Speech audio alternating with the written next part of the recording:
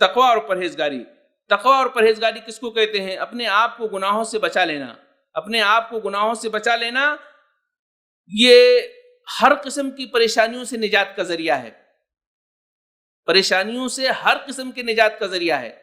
آدمی اگر اپنے اندر تقوی کی زندگی اختیار کر لے اللہ سے ڈرنے لگے تو تمام قسم کی پریشانیوں سے بچ جائے گا.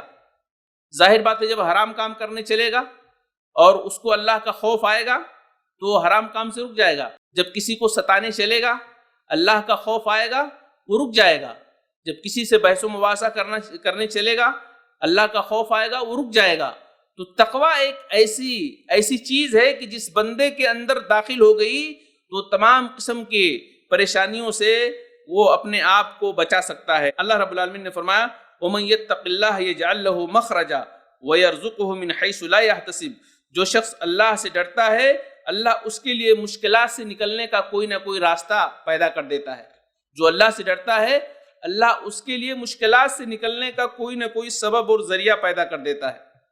آپ اندازہ کریں مشکلات سے بچنے کے لیے قرآن کیا کہتا ہے؟ اللہ سے ڈریے، اللہ کا تقوی اختیار کیجیے. یہ سب اسلامی رہنما اصول ہیں جو انسانیت کو دیے گئے ہیں.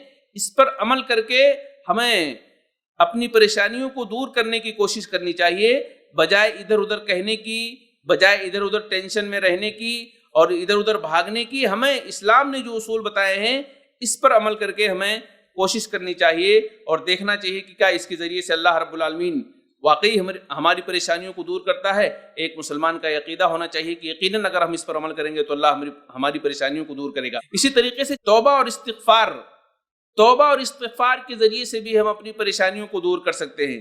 انسان پر جو بھی کوئی مصیبت آتی ہے، جسمانی بیماری ہو یا اس طریقے سے ذہنی اور روحانی بیماری ہو، کسی بھی طرح کی کوئی پریشانی ہو، لڑائی ہو، جھگڑے ہوں، صدمہ یا دکھ ہو، ہر قسم کی مصیبت آدمی کو اس کے گناہوں کی وجہ سے آتی ہے. ہر قسم کی مصیبت آدمی پر اس کے گناہوں کی وجہ سے آتی ہے. یہ بات ہم سمجھنے کی کوشش نہیں کرتے ہیں، لیکن ہمیں سمجھنا چاہیے کہ جو بھی پریشانیاں ہمارے اوپر آتی ہیں ہمارے اپنے گناہوں کا نتیجہ ہوتا ہے. اللہ رب العالمین نے اس حقیقت کو ایک جگہ اس طرح سے بیان کیا ہے وَمَا أَصَابَكُم مِّن مُّصِيبَةٍ فَبِمَا كَسَبَتْ أَيْدِيكُمْ وَيَعْفُو عَن كَثِيرٍ. تمہیں جو مصیبت بھی آتی ہے تمہارے اپنے کرتوتوں کے سبب آتی ہے. تمہارے اوپر جو بھی مصیبت آتی ہے تمہارے اپنے کرتوتوں کے سبب آتی ہے اور وہ تمہارے بہت سارے گناہوں سے درگزر کر دیتا ہے.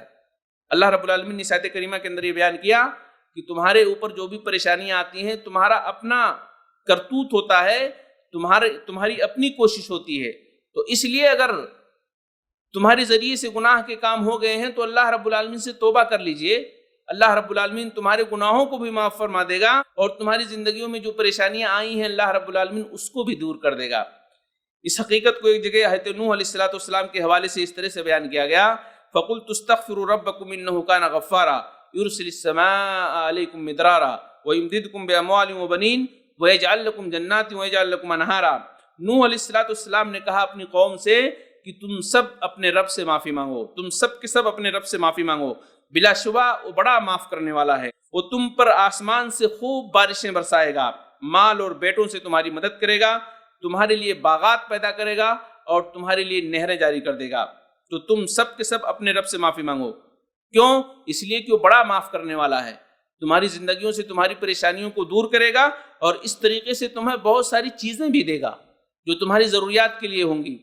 تو نوح علیہ السلام یہ اپنی قوم کو نصیحت کرتے تھے. قرآن کے اندر اللہ رب العالمین نے اس حقیقت کو واضح کیا ہے اور یہ پوری دنیا انسانیت کے لیے ہے کہ جب جب انسانوں پر کوئی مصیبت آئے تو اللہ رب العالمین سے توبہ و استغفار کرنا چاہیے، اللہ رب العالمین کی طرف پلٹنا چاہیے اور اللہ سے اپنے گناہوں کی معافی مانگنی چاہیے.